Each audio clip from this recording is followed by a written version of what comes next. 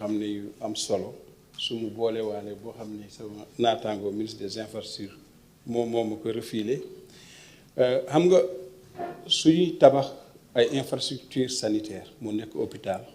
mu nekk centre de santé mën na sax nekk poste de santé dañuy prévoir lu ñuy wax ay services d'accueil d'urgence ci hôpitaux yi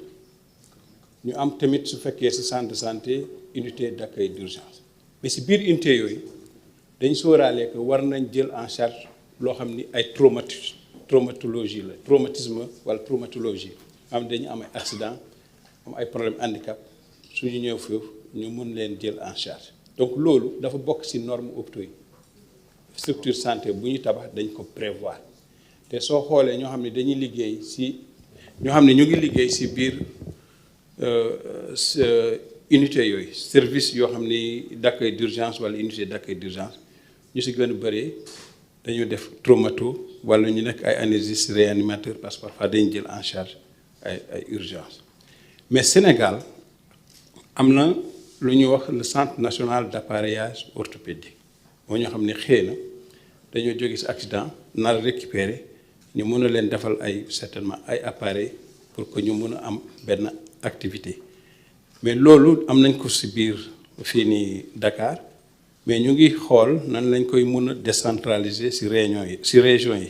par exemple su fekkee ni mën nañ ko def ci biir benn hôpital ñu tabax fa benn espace am fa benn espace boo xam ni mën nañ fa am lu ñuy wax CRAO mooy centre régional d'appareillage orthopédique mais léegi dañoo bëgg évoluer ci concept bi bëgguñu sax yem ci appareillage orthopédique dañu bëgg transformer CNAO bi en centre national de médecine physique mooy loo xam ni traumatisme yëpp mën nañ ko fa jël en charge mën nañ def appareillage nit ñi mën nañ def aussi adaptation parce que nit ki mën na am accident mu ñëw ñu defar ko les soins mais mu war a def réadaptation mais loolu il faut que ñu développer lu ñu wax la médecine physique pour que ñu mën a encore yokk offre de soins par rapport à tout ce qui est suite de traumatologie loolu xam naa ni incha allah fii ak fan yu néew dinañ ci mën a encore communiquer bu baax maintenant am na benn question boo xam ni dafa concerner mooy grève avis de grève préavis ak avis de ak grève yoo xam ni And Gueusseum moo ko posé par rapport à application des accords comme nu ko sama nattaangoo waxee ñu ngi continuer di discuter ak syndicats yi pour que ñu mën a trouver benn terrain d'entente par rapport à un certain point mais lu boo xam ni moo gën a xaw am jafe-jafe mooy lu ma waxoon ci contractuel yi mais yeneen yi yëpp daanaka am na ñoo xam ne ñu ngi koy matérialiser mais bu contractuel dañu wax ni que du ministère de la santé kese moo am contractuel soo demee daanaka ci secteur yëpp di nga fa fekk ay contractuel mënuñu traiter question boobu de manière sectorielle il faut que ñu toog ak ministère des finances ñu mën a réfléchir globalement avec le ministère de la fonction publique pour que ñu xool ban solution la ñu mën a apporter par rapport à la question de l'élargissement indemnité de logement des contractuels et maa ngi koy répéter waat encore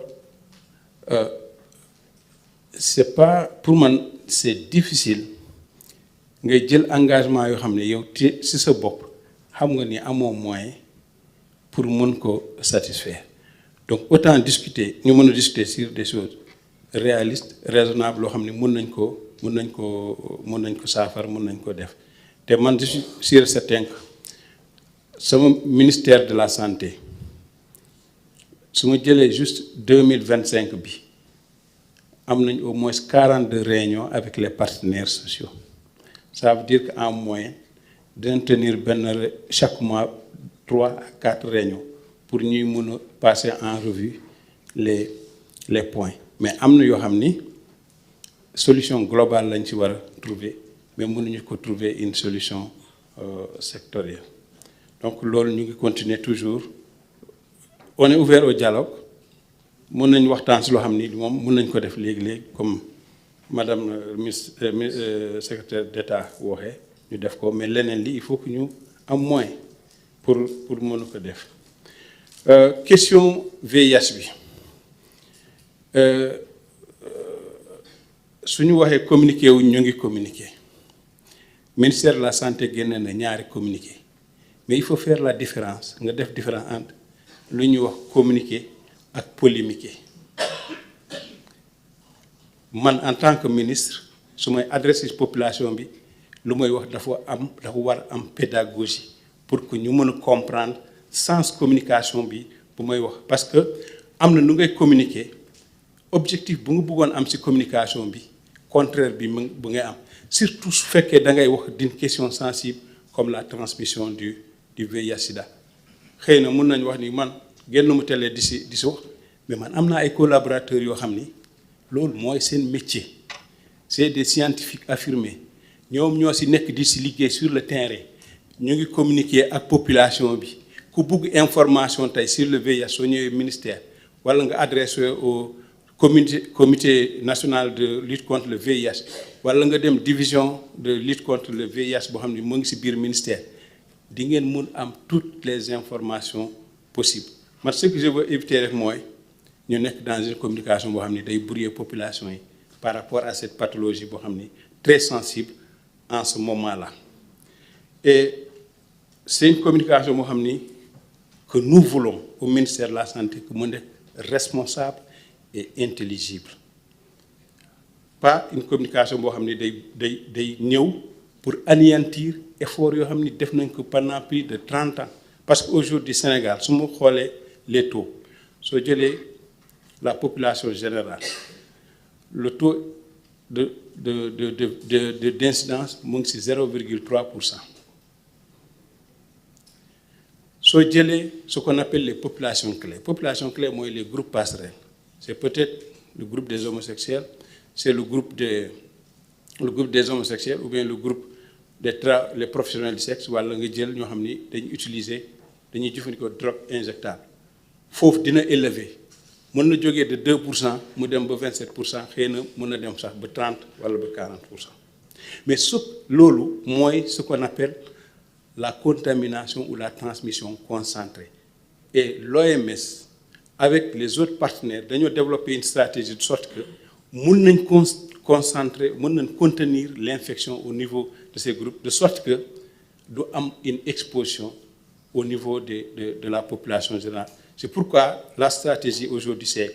amener les populations à ne pas stigmatiser parce que si on stigmatise les gens seront dans la clandestinité, ils seront en contact avec la population générale et peut-être que la transmission peut encore connaître mën na encore augmenter waat loolu moo tax ma ni c'est une communication responsable c'est une approche ñun ñu ngi ni travail ak communauté yi pour que au moins service boo xam ni division VIH/Sida wala comité de lutte contre le VIH/Sida mu ngi koy def ñu ngi am traitement boo xam ni moom moo war parce que chance bi mooy que tey soo jëlee ñoo xam ni ils vivent avec le VIH/Sida 92% ils ne transmettent plus la maladie et ça wax nañ ko partout les techniciens ils l'ont dit ça veut dire 92% ils ont ce qu'on appelle une charge virale supprimée ils peuvent vivre normalement leur vie c'est aussi une maladie comme toutes les autres qui doit être pris en charge correctement et puis dañoo ñaan juste que suñ ci communiquer ñi tamit ñu communiquer avec responsabilité pour éviter que effort yoo xam ne def nañ ko pendant 30 ans am résultat yu am jéego yoo xam ne Afrique ñu ngi koy saluer di joxe Sénégal comme exemple ñu compromettre loolu. maintenant fu muy conclure mooy dama bëgg vraiment féliciter le président de la République féliciter le premier ministre féliciter le gouvernement mais féliciter l'ensemble des parties prenantes du développement Sénégal parce que wax nañ ko situation bi dafa métti da nga nekk ci pays boo xam ni il faut nga dajale koom boo xam ni il faut nga fay sa bor te bor yi du bor yu sew bor yu mag bor yu duuf lañ ñu ngi koy continuer di ko fay nga teg ci da nga war continuer da nga war assurer continuité de l'État te il faut que service yu dox il faut que nit ñi lekk nit ñi naan ñu fay salaire ñu def yëpp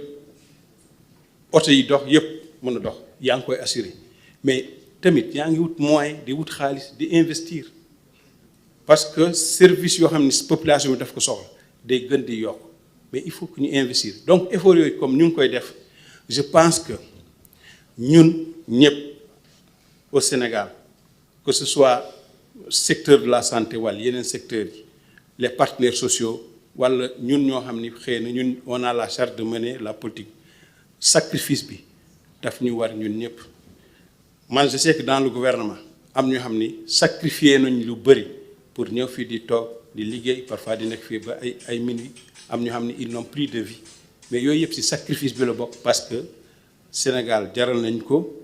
et on pense que ñun ñëpp on a une mission bien inscrite dans le temps su paree dañuy dem donc lu ñu bëgg mooy yàlla may ñu am ci jéego mu nekk njariñ Sénégal loolu laa amoon di ci yokk